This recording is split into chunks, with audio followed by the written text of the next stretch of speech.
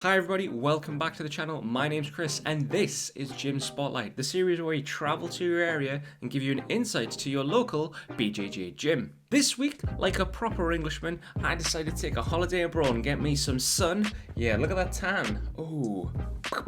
Blinding light! Still pale. And some bevy. That's beers, by the way. I went to Malaga, Spain, and I stayed at a little place called Torrox Costa. And you know what Torrox Costa is famous for? El mejor clima de Europa. Or as the English say, the best climate in Europe. But aside from sunshine and cervezas, Torrox Costa is also the home of a BJJ gym, owned and ran by a BJJ brown belt under 4th degree black belt Steve Campbell of Stealth BJJ Manchester. Boys and girls, ladies and gentlemen, I give you Progress Academia Brazilian Jiu-Jitsu. Let's get into it. I'm Chris Birchall. I started training Jiu-Jitsu in 2010. I trained for all of that time under Steve Campbell, who was one of the early UK black belts at a place called Stealth Brazilian Jiu-Jitsu in Manchester. I'm now a brown belt. I've been a brown belt for around 3 years. A couple of years ago I took the decision to move my family over to Spain and open up my own gym, Progress Academia. When we first arrived in Spain, first we were just sort of like using some space in a local sports hall, but then we opened this place here in Torrox Costa in June 2021, so just over a year now. Is there any affiliations with anything? Although it's called Progress Academia, we are an affiliation of Stealth BJJ. Okay. I'm affiliated still to Steve Campbell, yeah. Per week we do 5 mixed adult classes, 1 women only class, and 3 kids classes per week, yeah. At the minute it's a slow growing club. It's quite a small populated area. It's a little bit like a retirement village here. It gets a bit busier in the summer.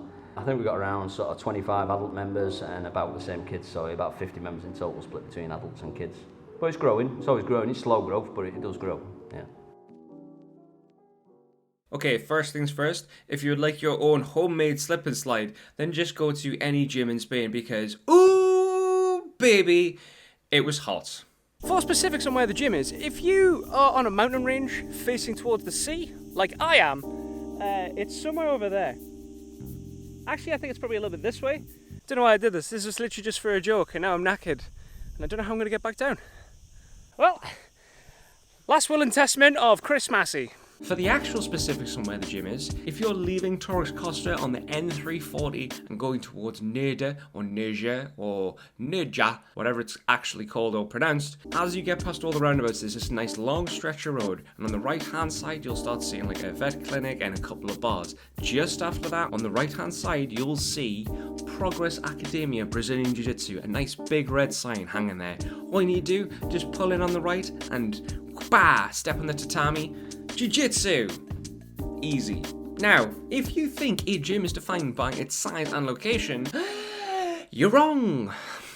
It's defined by its team and its members and the community that they've made on the mats. And after visiting Progress Academia, I can tell you 2 things. 1, that Chris is an excellent coach. It is a new gym and there are a lot of white belts than there are blue and purple. However, each role was a tough role, and I don't mean the way that they were just spazzy white belts just going nuts and you're just like, what are you doing? Stop! Each role, it felt like each person had a game plan in mind that we were trying to implement, be that guard passing and getting to side control or looking for specific sweeps. They were trying to do the techniques that Chris was teaching. And this is besides the fact that Chris can teach and explain things bilingually, and 2, the gym is inviting and open to new members. There's not that feel of kind of clickiness, I suppose, where these people only hang with these people or chat with these people. It felt more like a family, and this was even more apparent after the session when, since the gym is 100 meters from the beach and the sea. I've been told, Chris, that the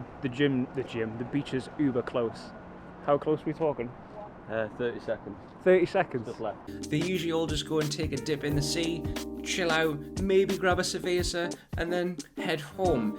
Very homely. Great to see that you've got that community built from the start.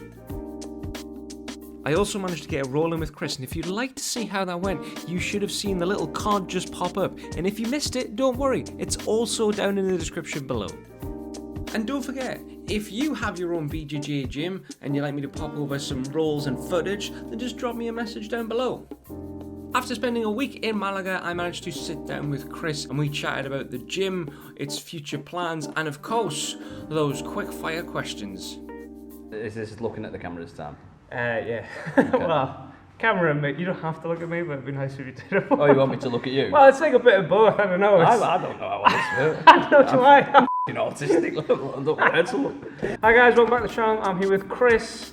Hablas Espanol Birchall. Can that be your nickname? Senor. Chris, you speak English, would sound that a bit weird. We're just going to do like a little chat about you, your jiu-jitsu journey and the gym, and then do some quick fire questions. Is that alright? Yeah, cool. Sweet. Go. What's the biggest difference from training in the UK to here? And have you had to like adapt your game in any way to make it fit? The only thing I would say is the temperature. Yeah. It's hard. It's hard in the summer. The 4 months from June to the end of September is really tough. I suppose the other thing is because I was training at Stealth in Manchester, and I think there's maybe 10, 12 black belts there now, a handful of brown belts, dozens of purple belts, some really savage blue belts. And then I've come here and we started with everybody was a white belt in the beginning 2 years ago when I first started training in my garage, then in the local sports hall. Everyone's a white belt, so I've only been training with white belts. I've produced a couple of my own blue belts, awesome. Then we've had a couple of existing blue belts join us, and then we've got 1 or 2 existing purple belts join us amongst all the white belts. Slowly but surely my sparring is starting to get a little bit tougher, but as you can imagine, when you get to brown belt level, you need to be sparring with really good purple belts, blue belts and brown and black belts, whereas I've kind of lacked that, but I train at good clubs we talk about Santeres in Torremolinos. I get down there as much as I can, but now I've got this meniscus problem, so I'm kind of staying away from there in a minute, because I can't give them my best role, I saw on Instagram that you have overseas visitors every now and then. We've already mentioned that you're going to have Owen Livesey over. Yeah. You've also had one of my friends over. Shout out to Nathan Johnson, by the way. Oh, your friend Nathan? Yeah, man. I used to train with him in Phoenix, him and his dad. He was an absolute beast. Is he still a beast? Yeah, I mean, I couldn't really roll with him this time because I'm an knee, and he was really bad, but the time before, I think he tapped me 5 times in 5 minutes. It's disgusting. Yeah, I didn't even know what he was doing to me. That is, but yeah. He's been training since the age of 5, he's just got a crazy level of jiu-jitsu. Yeah. Baby-faced assassin. We recently had Fiona over here hosting a 3 or 4 day women's only camp. So this is what I was going to ask. What was that like, getting kind of knowledge from Fiona? What kind of stuff did she show you? Just standard pressure passing, half guard pressure passing. Awesome. Yeah, it was really good. So before the camp started, she did a class for all our students. We got about 30 of us down here. And we had a great time. We just went down to the beach after it for some beers and stuff. Yeah, it was great. And then she just had the place. It was just full of the women. I think she had 30, 35 women on the camp. We have the spare mats in the corner. We lay them down outside because it get you know better than anyone how hot it gets inside here. So it's actually nice to train out in the fresh air. There seems to be quite a lot of demand. We're getting more and more inquiries from UK clubs to look at renting the place for a couple of hours a day for a few days at a time. To do summer camps or club holidays, not just for selling randomly to the country, but one club wants to ask their members to come and have a holiday together and train together in the sun. I think it's a really good idea. Sounds perfect. Sounds like the perfect holiday to me. What are your future plans for the gym? I'm happy with the way it's going at the minute. Like I say, it's growing. It's slow growth, but I think slow growth is sustainable growth. Like organically. Yeah. And it's just nice to see people improving. For me, the reward is just building this facility in this community. I don't actually have any longer term plans other than just to maintain what we've got. I want to do some changes to the academy in terms of aesthetics and things like that. And hopefully the only problem we ever have is that it's just not big enough anymore and we have to move, but that's a good problem to have. Oh my god, we just have to find somewhere even closer to the beach. The beach itself. We're just going to do some quick fire questions, so it's like the first thing that pops into your head. Kind of like one word answers, the majority. Make sense? Yeah, okay. Working. So, let's go. Favorite position? Bottom half guard. Favorite submission? Omoplata, but I don't seem to be working much these days. Maybe it's because of my knee injury, I don't know. But I like omoplatas. There's something satisfying about finishing that way. The level of control, you've got your partner's face planted into the floor and it feels like it's quite degrading for them, because they're just so, as long as you've got control of their hips so they can't roll out of it, they're just thinking, fucked. Oh, yeah. Gi or no gi? Gi. I do love no gi, but gi. I'm 40 now. I need to control the pace a little Slow bit. down, Yeah. fight your own fight. Find somewhere to hide for a few moments, hide behind some grips. Have you got any pre-comp rituals or routines that you do?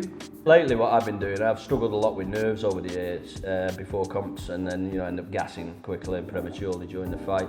And I found doing an intense warm-up really helps shift that. Same here. I had some quite good success in my last competition. It seems to really work. Just the nerves completely disappear, and as a result of that, now I've realised that maybe I don't need to do that as much because I've kind of conquered it in my mind. You don't have to be nervous, So yeah, we'll see at the next one once my knee's better.